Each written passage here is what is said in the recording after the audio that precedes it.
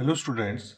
आज हम क्वेश्चन कर रहे हैं find the equation of the line passing through the point. ये कहते हैं कि हमें एक लाइन है, इसकी इक्वेशन निकालनी है।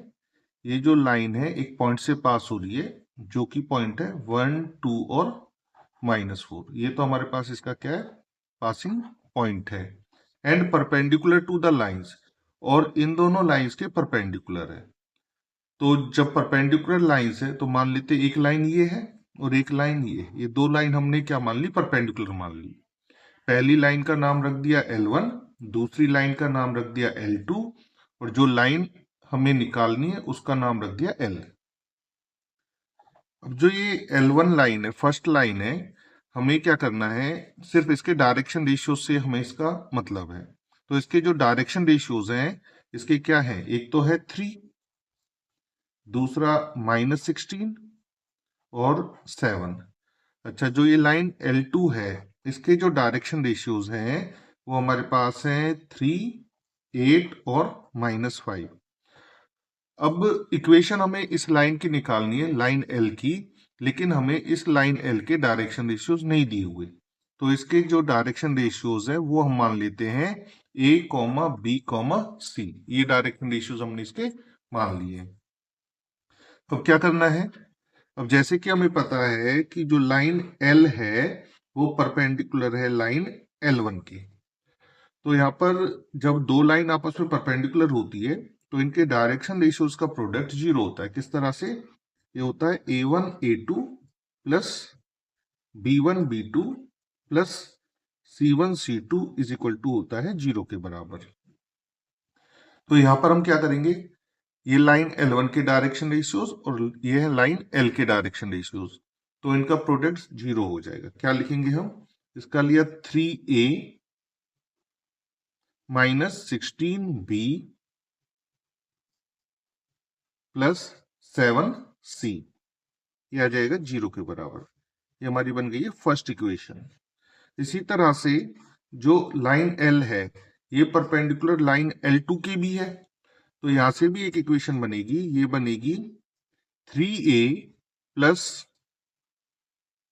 8B minus 5C is equal to 0। ये हमारे पास बन गई सेकेंड इक्वेशन।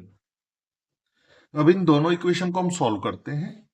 तो हम सबसे पहले लिखते हैं फर्स्ट इक्वेशन लिखते हैं। फर्स्ट इक्वेशन है 3A minus 16B plus 7C is equal to 0, और सेकंड है 3A plus 8B minus 5C is equal to 0। ये हमने दोनों इक्वेशन लिख ली है, फर्स्ट भी और सेकंड भी। अब इधर से हम ABC की वैल्यू निकालेंगे क्रॉस मल्टीप्लिकेशन मेथड से। तो कैसे निकलेगी, सबसे पहले लिया A, तो हमने A को हमने छुपाया, और यहाँ पर जैसे हम डिटर्मिनेंट सॉल्व करते हैं वैसे सॉल्व करेंगे। ये आ जाएगा 16 5 80, बीच में माइनस का साइन आता है, और 8 7 56 इज इक्वल टू, फिर क्या करते हैं, जो B है B हम हमेशा नेगेटिव का लेकर चलेंगे। अब B हमने छुपाया, अब यहां से मल्टीप्लाई करेंगे, ये आएगा -15, और इधर से करेंगे तो -21। तो हम लिखने वाले हैं -15 और माइनस का 21, और C के अपॉन में क्या लिखेंगे, ये आ जाएगा हमारे पास 8 3 24 और माइनस के 48, तो हो जाएगा 24, और ये हो गया प्लस का हो जाएगा 48। इसको हम सॉल्व करते हैं, ये आएगा A अपॉन, माइनस करेंगे तो ये आ जाएगा 4, और यहां पर आएगा 2 is equal to -B minus के 36, माइनस से माइनस कैंसिल, और C के अपॉन में आएगा 8 और 4 12, ये हो गए 6 और 1 7। तो हमारे पास जो डायरेक्शन रेशियोज आएंगे, हम डायरेक्शन रेशियोज को लिख सकते हैं। डायरेक्शन रेशियोज आर, हम 24 36 और 72, या फिर ये कैंसिल हो जाते हैं तो इनको कैंसिल कर देते हैं 12 से, तो ये हो जाएगा 12 2 24, 12 3 और 12 6 72। ये हमारे पास डायरेक्शन रेशियोज आ गई। अब इक्वेशन बनाने की बात आती है, क्योंकि क्वेश्चन में हमारे पास जो दो इक्वेशन ऑलरेडी गिवन है ये हमारे पास वेक्टर फॉर्म में है, तो इसलिए जो लाइन है इसकी भी इक्वेशन हम वेक्टर फॉर्म में बनाएंगे। क्या होता है? ये होता है vector R is equal to A plus lambda B, जहां पर ए क्या होता है? ए होता है पासिंग पॉइंट। पासिंग पॉइंट हमारे पास क्या थे? 1 2 -4, इन्हें वेक्टर की फॉर्म में लिखेंगे i plus 2j minus 4k plus lambda B.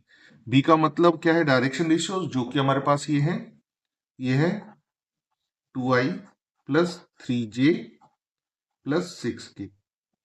तो ये हमारे पास इस लाइन एल की इक्वेशन बन गई है।